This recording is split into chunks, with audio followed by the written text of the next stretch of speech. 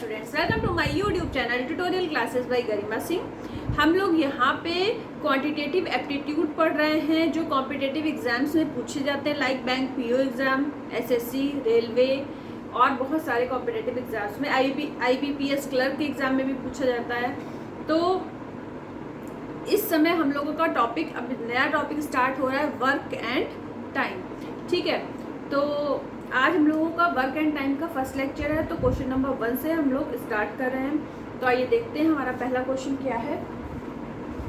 सबसे पहले आप जान लीजिए, टाइम एंड वर्क या वर्क एंड टाइम पढ़ने के लिए ये फॉर्मूला बहुत इंपॉर्टेंट है, efficiency is equal to total work upon total time. ठीक है, तो इससे पता हमें क्या चल रहा है, एफिशिएंसी को अगर हम ई से कर देते हैं कि इन्वर्सली प्रोपोर्शनल है, एफिशिएंसी इन्वर्सली प्रोपोर्शनल है टाइम के। तो इस फॉर्मूले से हमको ये चीज पता चल रही है। अब आते हैं क्वेश्चन पे, P is 25% more efficient then Q। ठीक है, तो हम यहाँ लिख लेते हैं PU, यहाँ लिख लेते हैं Q, E फॉर एफिशिएंसी। तो P की एफिशिएंसी Q की एफिशिएंसी से 25% ज़्यादा है। तो अगर हम मान लेते हैं कि Q की है 100, तो P की क्या हो जाएगी 125। एक ही नंबर से दोनों कट रहे हैं, 25 4 जा 100, 25 5 जा 25। तो 100 जो थी वो Q वाले की थी और 125 P वाले की थी। तो क्या आ गया 4 और P की 5। अब हमने बताया कि जो टाइम होता है वो, या एफिशिएंसी बोल लीजिए या टाइम बोल लीजिए, इन्वर्सली होते हैं प्रोपोर्शनल। ठीक है, तो टाइम को हम यहाँ पे लिख सकते हैं 4 और यहाँ पे 5। जो यहाँ पे लिखा होगा इसका उल्टा कर देंगे, 5 है तो यहाँ पे ये वाला आ जाएगा, यहाँ पे ये वाला। ठीक है, अब हमें एफिशिएंसी P और Q की पता चल गई और P और Q का टाइम पता चल गया। ठीक है, अब हमें करना क्या है, इसके आगे क्वेश्चन को पढ़ते हैं। If Q alone can finish a piece of work in 30 days. ठीक है, तो Q का इन्होंने बता दिया है कि Q जब अकेले किसी काम को करता है तो 30 दिन में फिनिश कर लेता है। तो 30 दिन में फिनिश कर लेता है और Q का टाइम क्या दिया हुआ है, 5 दिया हुआ है, मतलब 5 की वैल्यू दी गई है 30। क्वेश्चन, तो 1 यूनिट की वैल्यू क्या हो गई, 30/5 इज इक्वल टू 6। ये क्या है, डेज। मतलब एक काम को वो 6 दिन में खत्म कर लेता है, ये मतलब है इसका। अब देखिए question, then in how many days P also can finish the same piece of work. ठीक है, अब जब P अकेले उसी काम को करता है तो वो कितने दिन में फिनिश कर लेगा। अब P के लिए टाइम पूछा है, तो आपको पता है एफिशिएंसी, टोटल वर्क और टोटल टाइम, इनमें से कोई 2 चीज पता होगी तभी हमारी तीसरी निकलेगी। टाइम पूछा गया है A का कि A को कितना टाइम लगेगा, तो मतलब A की एफिशिएंसी पता होना चाहिए और टोटल वर्क पता होना चाहिए। ठीक है, अब टोटल वर्क हम A का तो निकाल नहीं पाएंगे, क्यों, क्योंकि केवल B के लिए कंडीशन,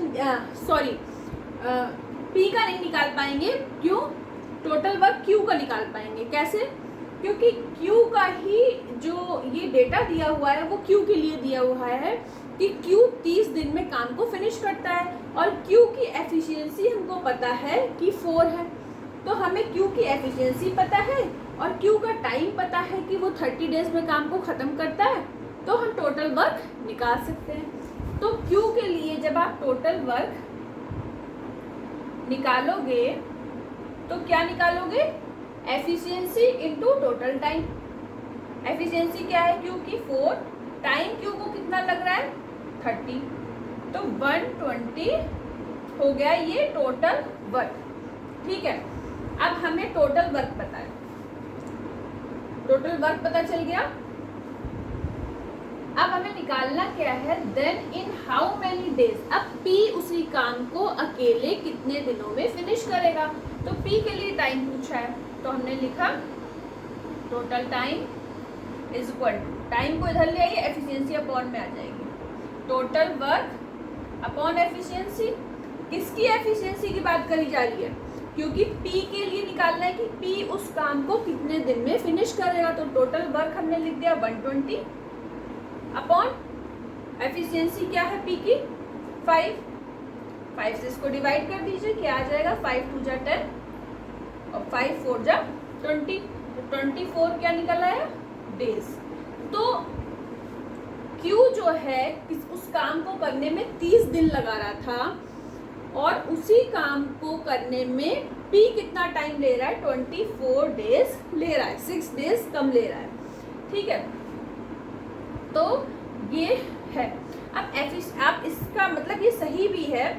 एफिशिएंसी देखिए P की 5 है और Q की 4 है। एफिशिएंसी जिसकी ज़्यादा होगी वो कम दिन में काम फिनिश कर लेगा और एफिशिएंसी जिसकी कम होगी उसको ज़्यादा दिन लगेंगे फिनिश करने में। ठीक है, तो इस तरीके से हमारा ये क्वेश्चन नंबर 1 हो गया। तो इसको नोट डाउन कर लीजिए फटाफट।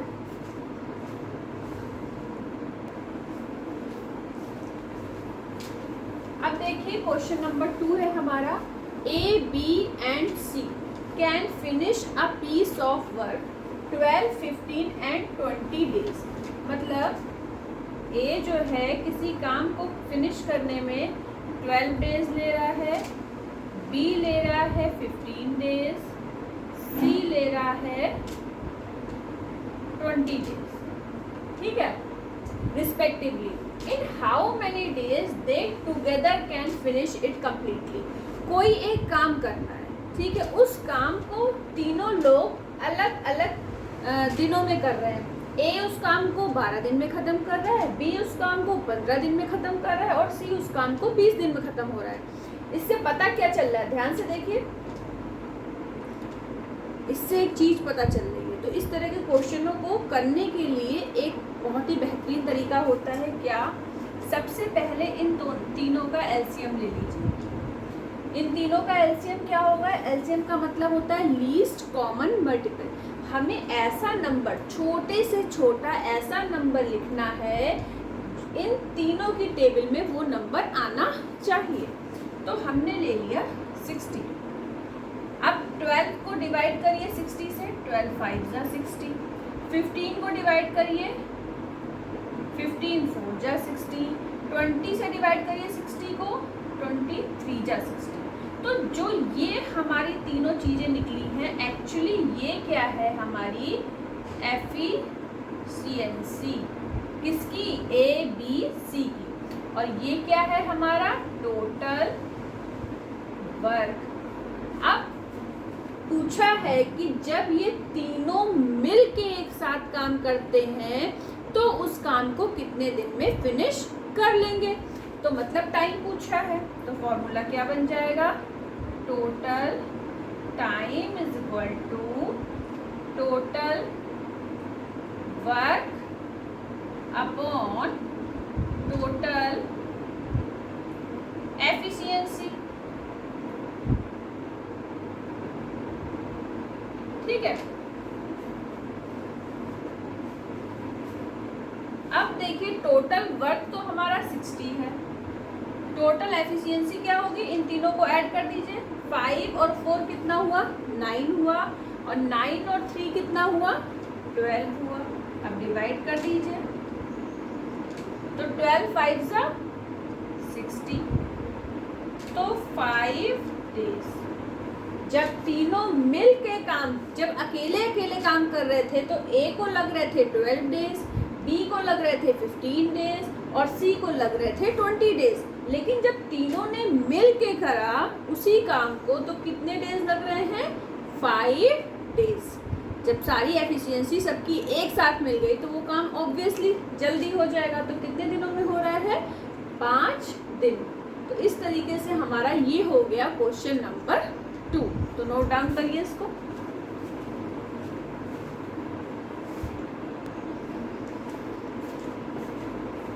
अब देखिए क्वेश्चन नंबर 3 है हमारा, ध्यान से समझिएगा, थोड़ा सा डिफरेंट है। Efficiency of A is 3/4 of the B। तो 3/4 ऑफ द B मतलब एफिशिएंसी ऑफ A दी हुई है 3/4 ऑफ B। ठीक है, तब इस तरीके से दिया हो तो आप अभी यहाँ पे बात हो रही है किसकी, एफिशिएंसी की। ठीक है, तो A/B कितना दिया हुआ है 3/4। ठीक है, ये एफिशिएंसी दी हुई है। तो A की दी हुई है 3/4, तो मतलब A की 3 होगी और B की 4।